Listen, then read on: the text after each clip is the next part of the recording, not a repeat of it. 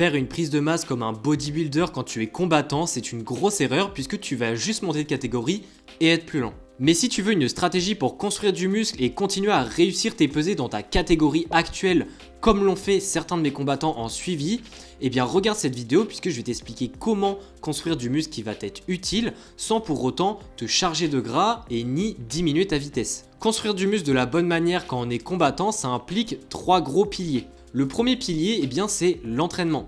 Oui, sans entraînement qui va être spécifique à l'augmentation de la masse musculaire, tu ne vas pas pouvoir prendre de masse musculaire, même si les 2 autres piliers sont respectés. Donc oui, il faut t'entraîner avec le bon volume, avec la bonne fréquence, avec la bonne intensité. Donc évidemment, il faut avoir un programme assez précis. Mais il ne faut pas seulement prendre du muscle pour prendre du muscle, puisque pour rappel, tu fais des sports de combat. Autrement dit, il est intéressant que tu travailles surtout les groupes musculaires les plus importants pour ton sport. Autrement dit, ce pilier-là, eh bien, ça implique que tu dois évidemment bien t'entraîner, donc avoir les bases, y aller régulièrement, avoir des exercices qui te permettent d'activer l'hypertrophie et donc de construire de la masse musculaire, mais aussi avoir des exercices qui ont un minimum de lien avec ta pratique sportive, notamment au niveau des groupes musculaires qui vont être travaillés. Le deuxième gros pilier, eh bien, c'est l'alimentation. T'as beau t'entraîner autant que tu veux, si derrière l'alimentation ne suit pas, que tu manges pas assez, que t'as pas assez de protéines, etc., eh bien je suis désolé, mais ton entraînement tout seul ne suffira pas pour te faire prendre du muscle. Je dirais qu'il y a 3 choses très importantes dans ce deuxième pilier. Le premier, qui est absolument non négociable, eh bien c'est d'avoir un léger surplus calorique. Si tu n'es pas familier avec les notions de calories, globalement, eh bien, tu as une certaine quantité d'énergie que tu vas manger chaque jour à partir des aliments que tu consommes, et il y a aussi une énergie que tu vas forcément dépenser à travers le simple fait de survivre, le simple fait d'aller t'entraîner, le simple fait de monter des escaliers, etc. Tout ça, ça amène à une dépense. Évidemment, les apports que tu vas avoir avec ton alimentation vont en quelque sorte créer une balance avec la dépense, ce qui va du coup modifier plus ou moins ton poids à long terme. C'est-à-dire que si tu consommes plus d'énergie que ce que tu n'en dépenses, eh bien tu vas prendre du poids, que ce soit sous forme de gras ou sous forme de muscle, ça dépend de ce qu'il y a à côté. Et puis après, si par contre tu dépenses plus d'énergie que ce que tu n'en consommes, eh bien tu vas perdre du poids. Ici, ce qui nous intéresse, c'est plutôt de pas forcément prendre beaucoup de poids, mais du moins de créer de la masse musculaire. Donc ici, il faut créer un léger surplus calorique, ce qui signifie que tu dois légèrement manger plus d'énergie que ce que tu vas en dépenser. Et si à côté de ça, le pilier 1 est bien respecté, donc ton entraînement est bien construit, eh bien tu vas pouvoir construire de la masse musculaire. Mais attention, parce que si tu n'as pas assez d'apport en protéines, eh bien là ça va être un peu plus compliqué, puisque oui, il faut que tu consommes suffisamment de protéines et pas seulement manger plus pour manger plus. Et c'est une des plus grosses erreurs que je vois généralement dans les prises de masse chez les combattants. Manger des protéines, ça signifie manger par exemple de la viande, manger du fromage blanc, tout ce qui est laitage, également du fromage, tout ce qui est légumineuse, tout ça, ça contient des protéines. Donc évidemment, il y a plein d'aliments qui sont riches en protéines, je ne vais pas te faire toute la liste ici, mais l'idée c'est d'avoir des aliments riches en protéines dans chacun de tes repas dans la journée, de façon à ce qu'à la fin de la journée, tu apportes suffisamment de protéines pour que justement tu puisses construire ta masse musculaire, puisque ce sont les blocs, les protéines de tes muscles. Et si tu aimes bien les chiffres, globalement, il te faut 1,6 g de protéines par kilo par jour, c'est le minimum que je conseille si tu veux bien construire ta masse musculaire sans pour autant prendre trop de gras à côté. Et le dernier point en alimentation qui pour moi est aussi important et pourtant on en parle beaucoup moins dans le contexte de la prise de muscle, eh bien c'est les glucides. Puisque oui, avoir des glucides autour de tes entraînements va te permettre d'avoir suffisamment d'énergie durant tes entraînements et de suffisamment récupérer, et ça c'est une étape clé puisque pour rappel, c'est durant ta récupération que tu vas construire de la masse musculaire.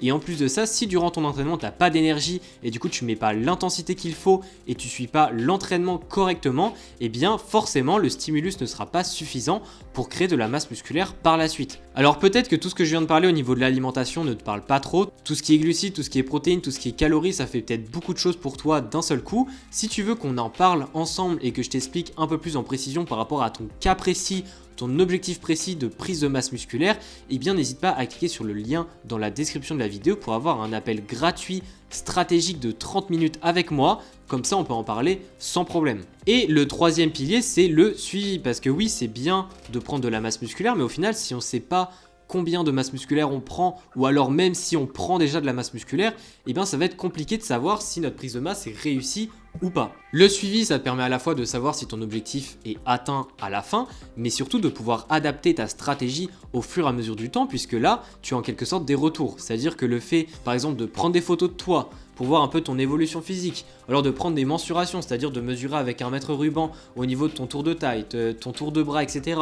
pour voir si ça change au fur et à mesure du temps. Ou même le simple fait de voir si ton poids bouge, même si c'est pas le meilleur indicateur dans le contexte de la prise de masse, eh bien c'est quand même des mesures très importantes. Et surtout toi en tant que boxeur, c'est important aussi de mesurer ton poids, puisque on en a parlé au début de la vidéo, mais une prise de masse pour toi, l'idée c'est de rester dans ta catégorie actuelle. Donc évidemment, si tu prends trop de poids et que tu t'en rends pas compte, c'est un gros problème.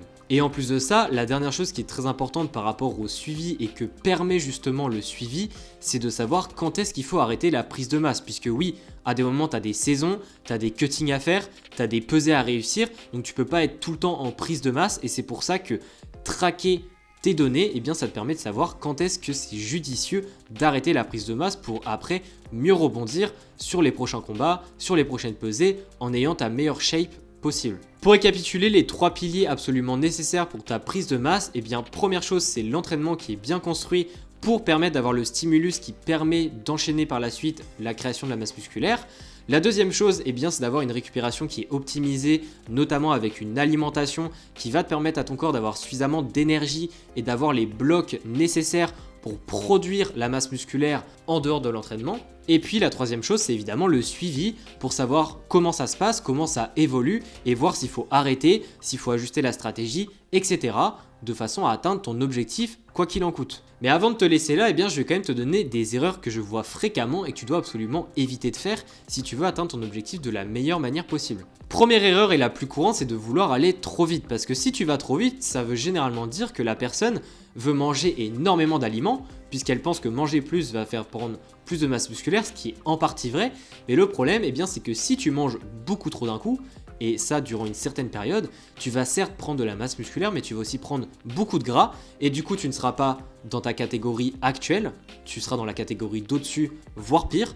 En plus de ça, tu auras pris pas mal de gras, alors que ça va justement freiner tes performances, tu vas être plus lent durant les combats, moins explosif, tu vas perdre en performance. Et la dernière chose, eh bien, c'est que pour revenir à l'état que tu étais avant, c'est-à-dire à ta catégorie d'avant, perdre le gras, etc., ça va te demander encore plus d'efforts et de temps, et donc au final, tu auras plus perdu de temps qu'autre chose. Donc ici, je l'ai dit, mais un léger surplus calorique, le fait de manger un petit peu plus qu'avant, mais pas forcément beaucoup, c'est vraiment la clé pour éviter de prendre trop rapidement du poids et notamment de prendre du gras. La deuxième chose, eh bien, c'est de manger à l'aveugle sans suivre quoi que ce soit. Je te l'ai dit, mais le suivi c'est super important et à la fois le suivi physique mais aussi le suivi au niveau de l'alimentation. Certes, ça demande plus de connaissances, ça demande plus d'attention, mais c'est ça qui va te permettre d'avoir les meilleurs résultats possibles. Et c'est là d'ailleurs où je peux t'aider.